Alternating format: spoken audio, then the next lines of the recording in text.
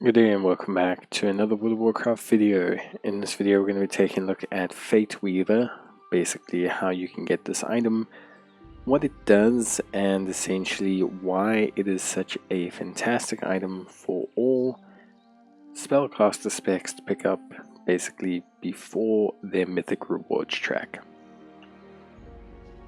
So in terms of scaling for rewards, as everyone should know, mythic or mythic rating drops the highest tier of reward that you can get, and it's obviously super duper helpful. It's great, it's really awesome.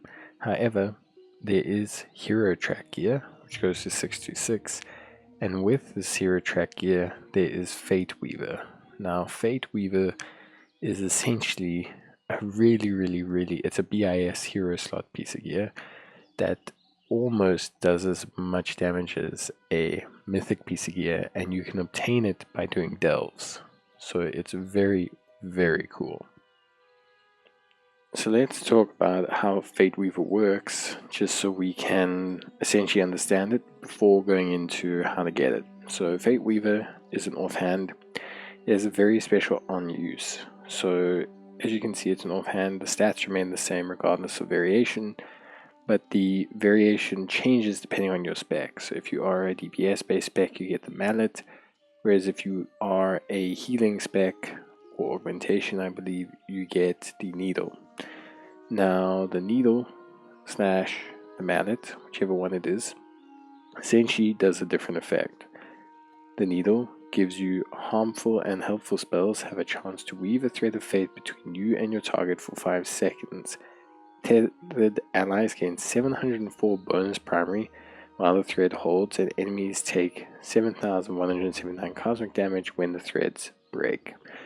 So this can cause huge damage. It has been slightly nerfed by Blizzard, but it is still very good. The Fateweave Mallet follows the same principle. So between you and your target for 5 seconds, tethered allies gain 704 bonus primary while the threads hold, and enemies take 71979 cosmic damage when the thread breaks. So it doesn't really matter which one you get. They literally function the same, stats are the same, everything's the same.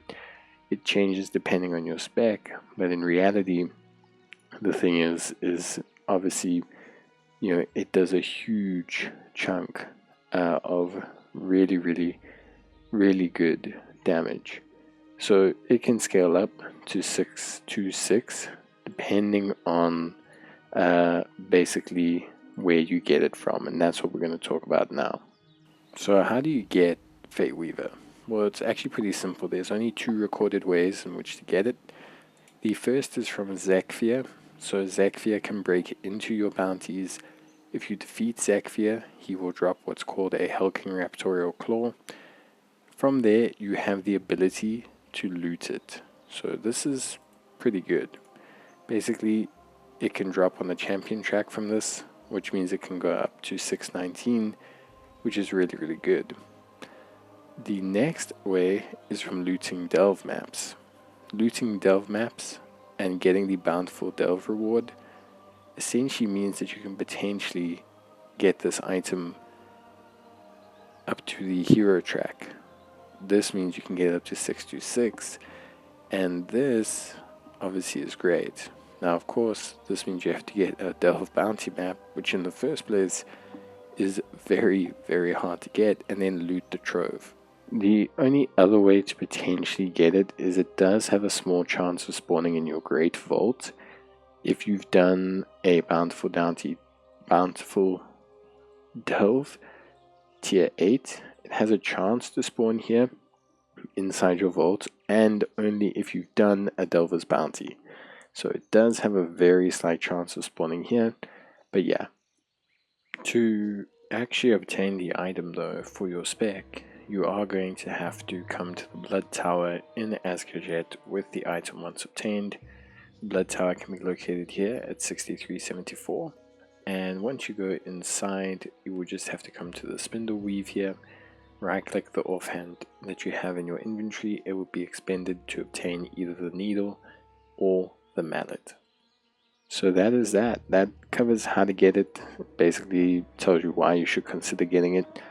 The thing is, with the fates or fate weavers, they're going to be really good hero track gear, and because you can obtain it through delves, it makes it a super accessible piece of hero track gear that you can get. It is very, very important, and depending on where you get it from, it is going to adjust, you know, how good it is. But regardless of which track you get it on, generally speaking, it's just going to be a massive performance boost. So I highly suggest you do look into getting it, and if you can, try and get it. It's hard because obviously it's, you know, still RNG at the end of the day. If you can get it, then ultimately you are going to have really good performance up pretty much to a mythic rating level, which is amazing. So yeah, that's it from me. Hope you guys enjoyed the video, and I'll see you guys next time. Till then, take care, stay safe, and bye.